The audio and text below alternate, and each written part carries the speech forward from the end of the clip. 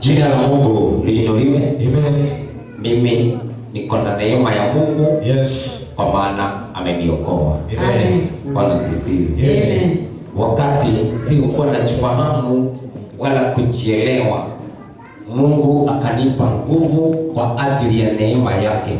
Amen. Bwana pewe sifa. Amen. Kwa hivyo nimeokolewa na Kristo, amekuwa mwema na amekuwa mwokozi katika maisha yangu. Bwana asifiwe. Amen. Kwa hivyo mimi sina ubaya, Kristo ni Bwana.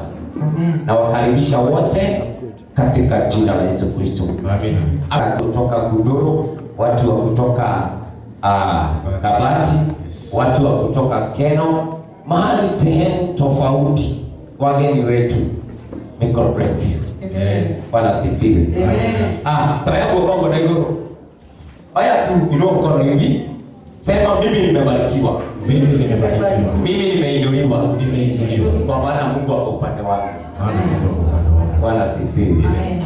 Mungu awabariki na watendee yaliyo mema. Amen. Kwa heshima, Brother Morris, tataingia ni logo. Niwe oya ile na kanyamukau. Logo hau. Watu wa guthiyo handu harathio mbere twarime atombo. Afadhali kutikana na logo na mwandiki witu wa mohoro. Ndio gũteithia niyo kanyamukau wega. Yes. Mungu awabariki. Amen. Nataka tuingie neno kidogo tu ili tumalize. Saa hii ni saa 6, bado dakika 5. Kwa hivyo tutaingia tu kwa neno kidogo. Lakini before niingie kwa neno, sisi tunajiita Christian Faith and Hope Ministry, na hilo jina sio kwa ajili ya Kristo, ni kwa ajili ya serikali. Wewe, mimi nataka mtu aniangalie. Ingia kwa neno uanze. Wakati hatukumjua Kristo, tulikuwa watu ambao wamekufa. Na tulikuwa tumekufa katika dhambi. It is not physical appearance, but tulikuwa tumekufa kwa ajili ya dhambi zetu. Yule mtu mwenye dhambi amekufa, hayuko hai tena. Lakini wakati Kristo, in the book of Ephesians chapter number 1, chapter number 2 verse 1. In the book of Chialele, tutasoma tu na Kikuyu ndio, lakini tutahubiri na Kiswahili. In the book of Ephesians chapter number 2 verse number 1. Kindly Chialele haraka haraka.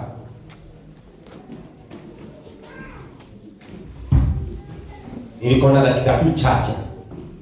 Ephesians 2 verse 1. Ona inyuĩ Ngai nĩatũmire mũgĩe na muoyo rĩrĩa mwarĩ akuũ nĩ ũndũ wa mahĩtia ona mehia manyu. Hata sisi Mungu ametufanya tuwe hai wakati tulikuwa tumekufa kwa ajili ya dhambi. Halo? Mungu amefanya tuwe hai wakati sisi tulikuwa tumekufa kwa ajili ya dhambi. Wakati mtu amekufa haishi tena. Wakati mtu amekufa hapumui. Wakati mtu amekufa anabadilishwa jina. Lakini kifo yenye Biblia inasema wakati Paulo alikuwa anaandikia Waefeso, aliwaambia ya kwamba nyinyi Waefeso mlikuwa mmekufa wakati mlikuwa wenye dhambi. But by the grace of God, kwa ajili ya neema ya Mungu, Mungu akatufufua kupitia Kristo. Wewe, halo? Hebu repeat again. Ona inyuĩ Ngai nĩatũmire mũgĩe na muoyo rĩrĩa mwarĩ akuũ nĩ ũndũ wa mahĩtia ona mehia manyu. Endelea. Marĩa mwarũmanagĩrĩra namo o mbere kũringana na ũrĩa gũtũire gwĩkagwo mahinda maya tũrĩ, ona ũrĩa ũhoro wa mũnene ũrĩa wĩna hinya rĩera-inĩ ũtariĩ. O roho ũcio ũtabanagia maũndũ make rĩu. Iyo roho arũciaro rũrĩa rũrega. Praise be to God. Amen. Roho ũcio ũtabanagia. Kwa hivyo wale watu walikuwa wamekufa, kuna roho katika anga. That is verse 2.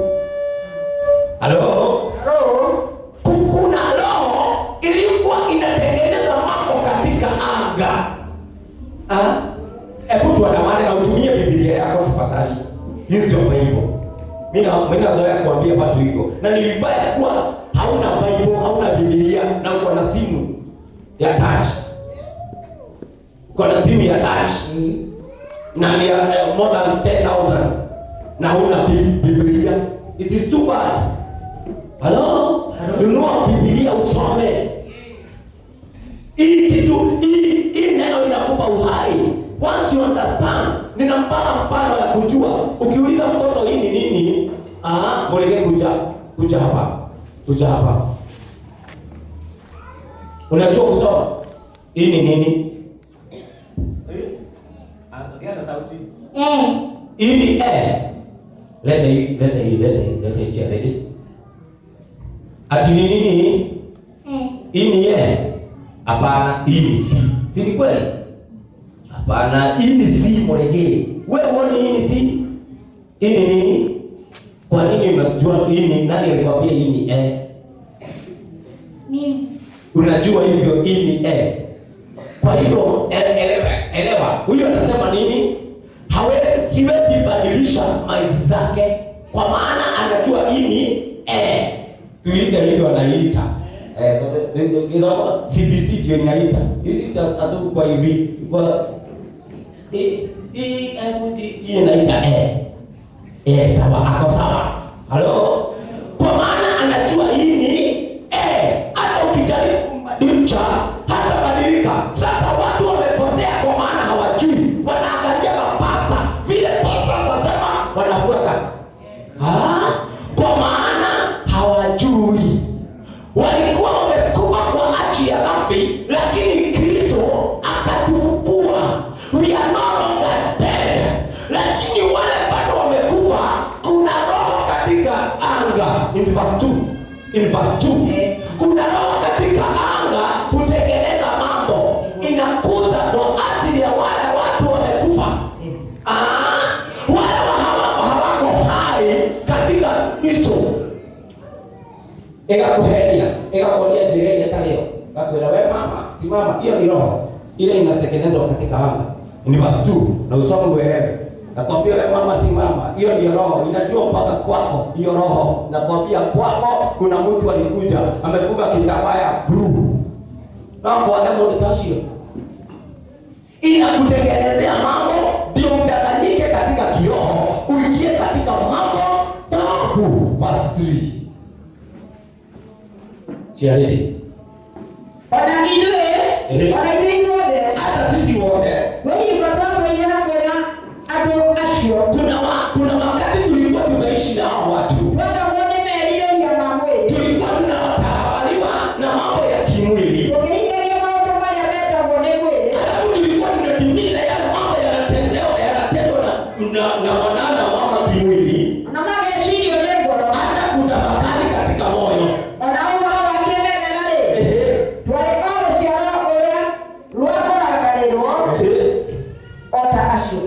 Tulikuwa ukoo wa makasiriko na Mungu alikuwa ametukasirikia kwa ajili ya dhambi kama wale wengine.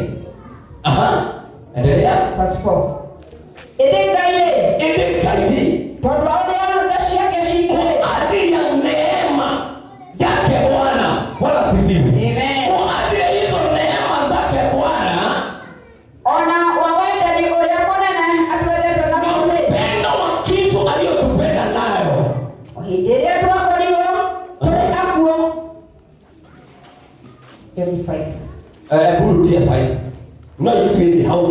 Edekaile. Todo ole yake shingete.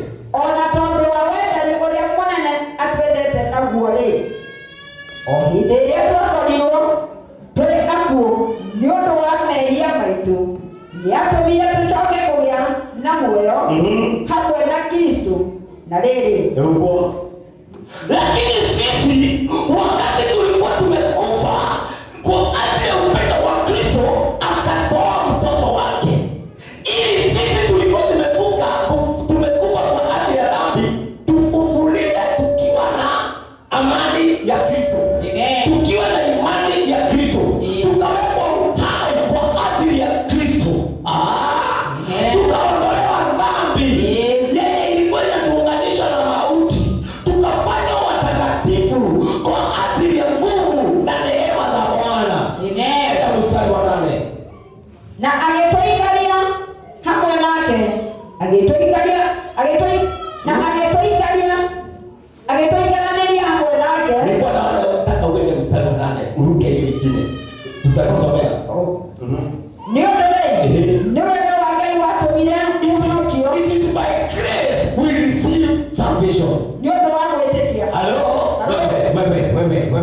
niangalie. Yes.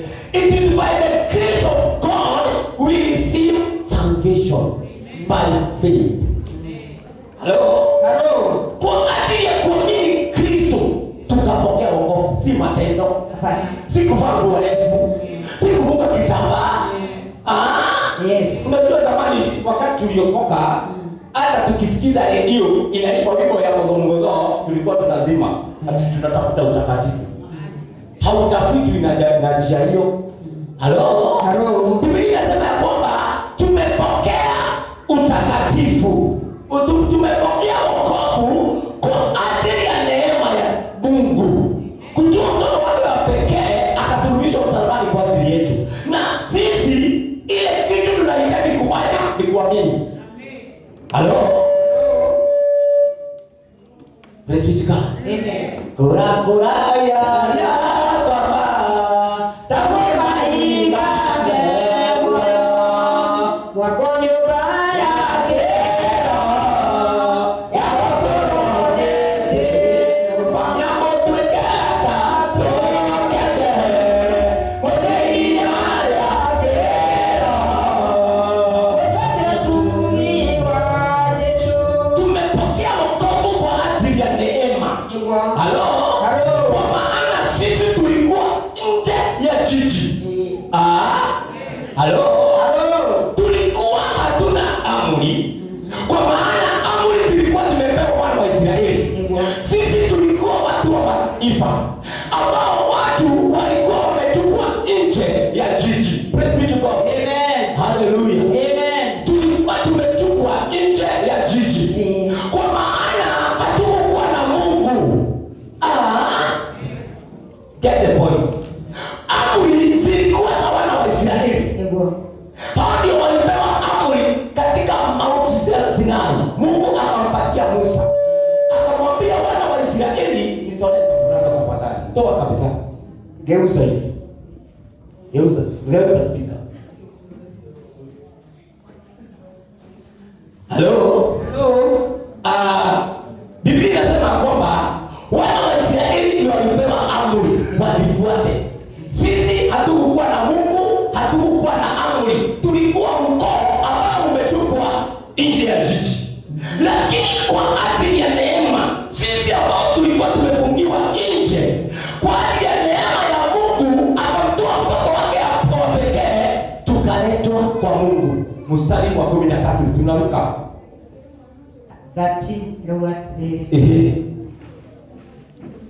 No rĩu thĩinĩ wa Kristo Yesu ndani ya Kristo Yesu inyuĩ arĩa mwagaithĩrĩirie sisi ambao tulikuwa tumewekewa ua tukatupwa nje, kwa maana hata amri hatukuwa tumepewa, nĩ mũreharehetwo tumeletwa kwa Mungu nĩ ũndũ wa thakame ya Kristo. by the blood of Jesus. Amen. Hallelujah. Amen. Kwa hiyo damu ya Kristo tumeletwa katika Baba. Amen. Hello. Praise be to God. Amen. Kwa maana sisi tulikuwa nje ya jiji.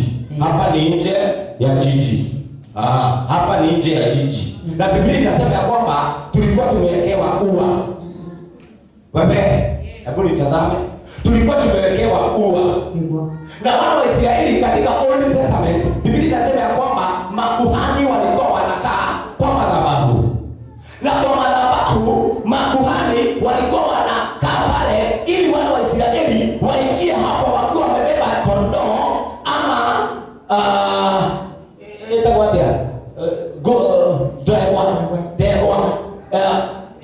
watolewe kafara wasamehewe dhambi.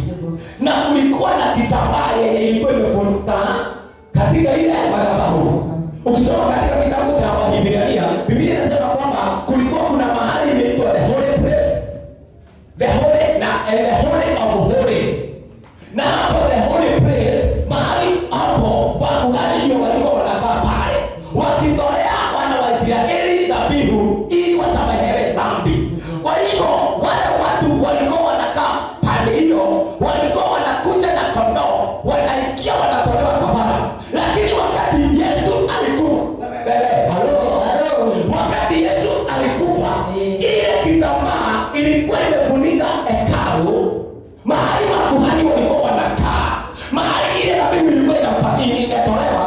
ikapasuka mara mbili. Amen. Halo. Wale ambao hawajafika hapa wakaruhusiwa kujipeleka mbele za Mungu. Amen. Amen. Kama hujui, hivyo ndio maana ile kitambaa ya hekalu ilipasuka mara mbili wakati Yesu alikufa. Kwa maana kafara ilikuwa inatolewa ya kondoo, kafara ilikuwa inatolewa ya ndama, ikitolewa haya in the week onei gaturume kagai, onei gaturume kagai, haya rokita ni kwara kuwe ya wale makiridi. Yesu akawa ndiye kondoo ambaye ametolewa kafara ili atoe kwa ajili ya mataifa. Sio kwa ajili ya makuhani peke yake, bali atoe kwa ajili ya mataifa. Na wakati alimtoa hiyo kafara, ile kitambaa ya hekalu ikapasuka mara mbili kuonyesha mambo yote yamekwisha. Yote atakayeamini, mstari wa 8 ya Efeso 2, yote atakayeamini amefanywa katika ushirika. Ameingia katika ufalme kupitia Kristo, sio kupitia matendo. Amen. Halo. Sio kupitia matendo bali kupitia Kristo. Kwa hiyo tulikuwa tumetupwa nje ya jiji, lakini wakati Yesu alikufa, ile huwa akaliondoa akalileta katika ufalme. Hiyo ni mstari wa 3 malizia 13. Ndio wa Kristo Yesu ni. Yaani ya Kristo Yesu. Sisi ambao tulikuwa mbali tumeletwa karibu kwa ajili ya damu ya Yesu Kristo.